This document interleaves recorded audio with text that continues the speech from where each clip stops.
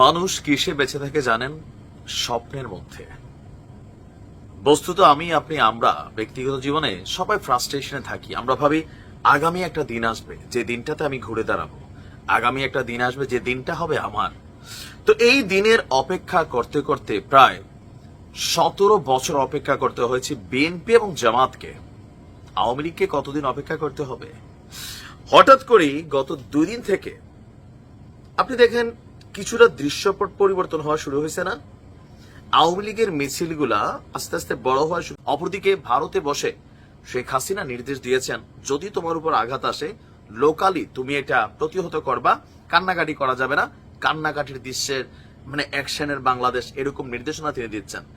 এর মাঝ জায়গায় আমরা বেশ কিছু ঝটিকা মিছিল দেখতে পাচ্ছি। তবে মিছিলগুলোর সাইজ পরিবর্তন হচ্ছে। সরকার আবার সেই মিছিলে যাদের চেহারা দেখতে পাচ্ছে তাদেরকে কিন্তু গ্রেপ্তারও করছে। আর তারপরেও নেতারা বিদেশে থাকলেও কর্মীরা দেশে পরিস্থিতি বদলানোর জন্য সর্বোচ্চ চেষ্টা করছে।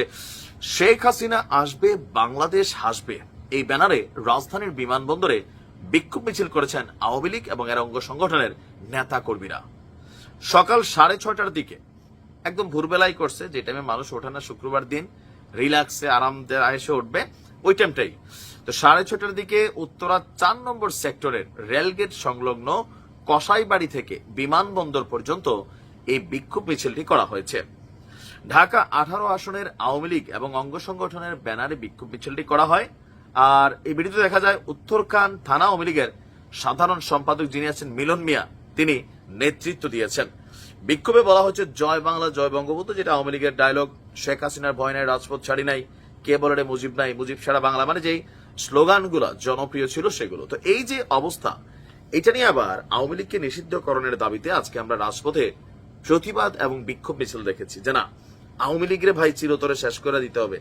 তবে চাইলেই কি শেষ করা যায়? এই দেশের রাজনৈতিক দলগুলোকে চাইলেই শেষ করা যায় না। তার সবচেয়ে বড় জ্বলন্ত প্রমাণ এবং উদাহরণ হচ্ছে বাংলাদেশ জামাত ইসলাম। আবার এই দেশের মানুষ যে কোনো ভিলেন রে বা অপরাধীদের একটা সময় গ্রহণ করে নেয়, তারও একটা উদাহরণ হচ্ছে জামাত ইসলাম। 71 পরবর্তী জামাতের পরিস্থিতি পরিণতি, আর আজকের দিনে জামাতের যেই পজিটিভ ভাইব তৈরি করা তারা মানুষের সামনে আসছে।